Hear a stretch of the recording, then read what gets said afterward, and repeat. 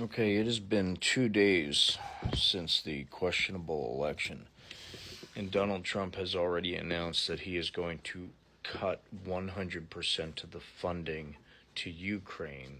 And he has already told basically Zelensky that in order to stop this, to turn over a bunch of Ukraine as a country, forfeit, surrender, you know, separate chunks of the country over to Russia and sign all these other agreements of what things they won't do. And then on, Ukraine has been fighting this war, relying on communications and stuff like that with the Starlink satellites, which Elon Musk's company, the satellites. And of course, after saying that to Ukraine, that he's cutting the funding and everything else, and basically trying to put them into a corner to say, you surrender your stuff or you don't get any money from us by. He also said he's pulling us out of NATO, which is number one thing on Russia's to-do list and has been forever. So Trump is doing that. And on Wednesday, after these two big, huge announcements, other big, huge announcements, but having to do with Russia and Ukraine, these are the biggest announcements.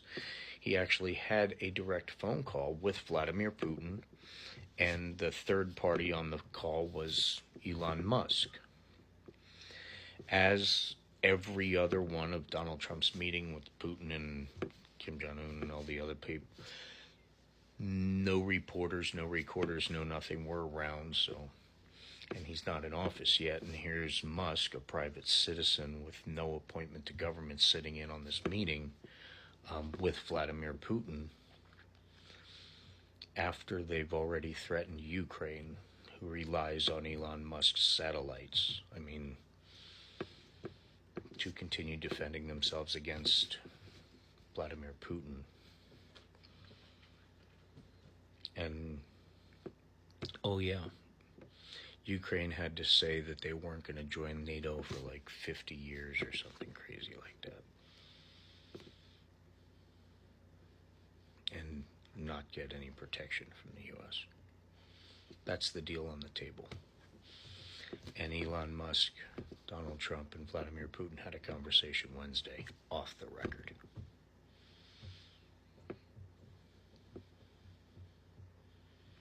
You get it yet, MAGA? This is happening. But there are investigations into another coincidental Musk issue with the satellites being responsible for the actual transferring of the ballots, because Elon Musk was given the satellite, the Starlink, was given the contract by the Trump administration to actually provide those services. So Elon Musk was getting paid to actually, contracted to the voting machines and beaming up the count and then giving the count down to, that.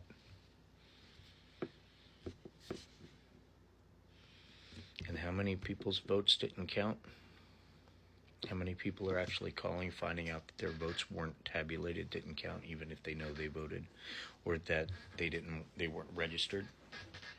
How many people were thrown off the voter rolls due to purges and everything else?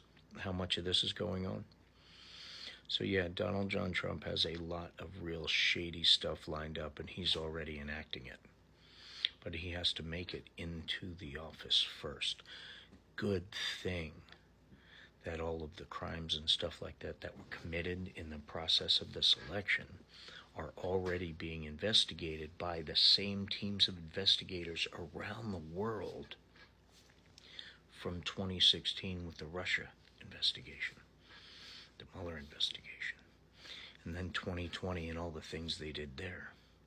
Now with 2024 and all his other buddies that are also involved in this thing, it all relies on him getting back in office.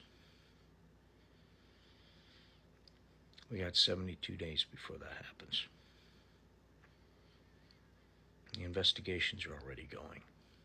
The evidence has already been collected. Just remember, MAGA, we tried to warn you, and you didn't listen.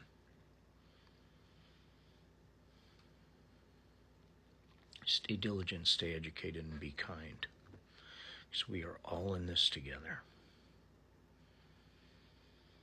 And it's okay if we disagree politically. But there's not a patriot in this world that wants the alignments that are happening behind the scenes, because that it will be the end of America. It will be the end of everything that we do love about it. You need to pull yourself away from the blind allegiance to a vote and look at what's actually happening.